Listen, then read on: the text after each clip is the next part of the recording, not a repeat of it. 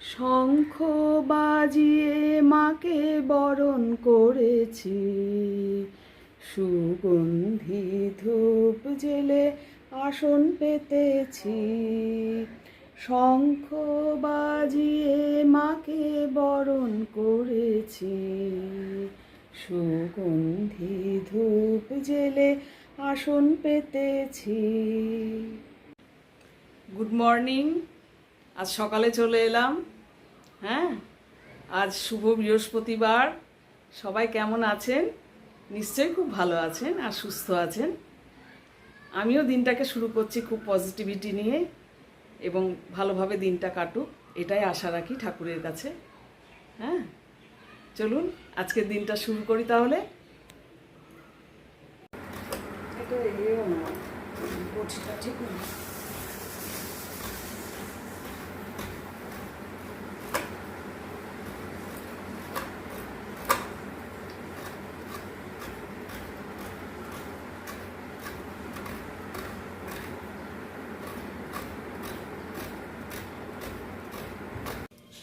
হ্যাঁ বন্ধুরা, আজকে না একটু গোকুল পিঠে বানাবো। আমার ওই আপনজন আসবে, সে খুব ভালোবাসে খেতে, তাই একটু গোকুল পিঠে বানাচ্ছি। আর প্রথমে নারকোলটা কুড়িয়ে নিলাম, তারপর খোয়া, দুটো নারকোল ছিল, তার সাথে 250 গ্রাম খোয়া। হ্যাঁ, কেউ মিক্সিতে ভালো করে একটু গুঁড়ো করে নিলাম, নিয়ে দুটো মাখিয়ে নিচ্ছি। এইবার একটু পাক দিতে হবে, ভালো করে পাক দিয়ে নিয়ে তারপর ঠান্ডা করে চ্যাপটা চ্যাপটা করে চপের আকারে গড়তে হবে। আর এদিকে একটা ব্যাটার তৈরি করতে হবে। ময়দা, দুধ, একটু ঘিয়ের ছিটে দিয়ে, অল্প একটু চিনি দিয়ে একটা ব্যাটার তৈরি করতে হবে। তারপর সে ব্যাটারে চুবিয়ে চুবিয়ে ঘিয়ে ভাজতে হবে, পিওর ঘিয়ে। তবে এখন অনেকেই কিন্তু পিওর ঘিয়ে না করে সাদা তেল এবং তার মধ্যে 1 চামচ ঘি দিয়ে দেয় স্মেলটা আসার জন্য, দিয়ে তাতে ভাজে। আর এদিকে একটু সেরা তৈরি করতে হবে, চিনির সেরা, তাতে ভেজে তাতে ফেলতে হবে। ওই ব্যাটারে চুবিয়ে আলুর চপের আকারে ওই গোকুল পিঠেগুলো ঘিয়ে ভেজে ওই চিনির সেরাতে ফেলতে হবে। তারপরই ব্যাস, খানিক পরে খাওয়া দাওয়া। দেখছি আমি কতটা আপনাদের দেখাতে পারি, শেয়ার করতে পারি, আমি চেষ্টা করছি। এই দেখুন বন্ধুরা, আবার চলে এলাম।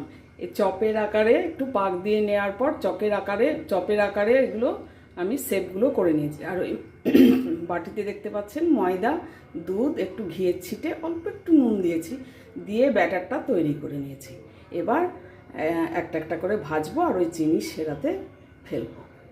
হ্যাঁ, এই দেখুন বন্ধুরা, এগুলো চপের আকারে এইগুলো এই যে ব্যাটারে চুবিয়ে চুবিয়ে ভাজা হচ্ছে। তারপর একটা লট হয়ে গেছে, চিনির সেরায় ফেলেছি। এইভাবে সবকটা ভেজে চিনির সেরায় ফেলবো। হ্যাঁ, এবার কিন্তু আমার সবকটাই তৈরি হয়ে গেল। অল্প পরিমাণই করা হয়েছে, কেননা একা হাতে তো। আর এগুলো কিন্তু বেশি খুব একটা খেতেও নেই, কেননা পেট খারাপের সম্ভাবনা থাকে।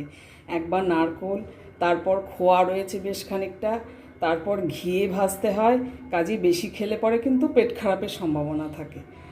আর একটু করে হয়, ফ্যামিলি মেম্বার বেশি থাকলে পরে নিশ্চয়ই আরও বেশি করে করা হয়। তবে আজকে আমি এইটুকুনি করলাম। এবার শুধু প্লেটে সার্ভ করার অপেক্ষায়। নমস্কার বন্ধুরা, অবশেষে তাহলে মিস্টার ব্যানার্জিকেই প্রথম দিলাম। টেস্ট করুক, খেয়ে আর বলুক কেমন হয়েছে। গোকুল পিঠেটা খাও, খেয়ে বলো কেমন হয়েছে।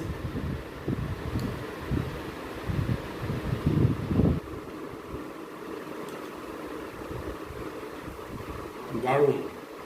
কেমন হয়েছে বলো। দারুণ দারুণ বলছে তো দারুণ, তবে জিনিসটা কিন্তু দারুণই।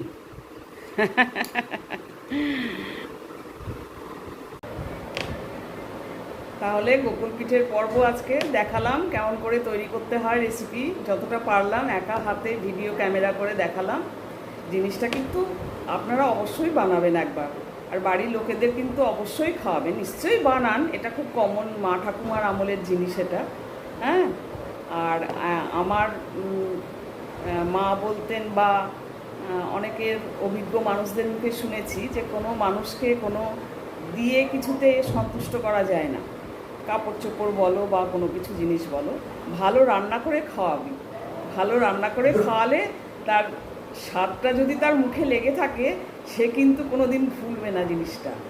হ্যাঁ, কাজেই আজকে আমার এটাতেই আনন্দ, এতেই আমার স্যাটিসফ্যাকশান গৃহবধূ হিসেবে। মাঝে মধ্যে একটু আগে খুব রান্নাবান্না করতাম ভ্যারাইটিস, তবে এখন তো দুটি প্রাণী আমরা, এখন কমে গেছে, আর অভ্যেস না থাকলে যা হয় সেটাই হয়েছে। আজকে তাহলে ভিডিওটি এখানেই শেষ করলাম। আপনারা আমার সাথে থাকবেন, লাইক, কমেন্ট, শেয়ার, সাবস্ক্রাইবের মাধ্যমে। শুভরাত্রি, ভালো থাকবেন।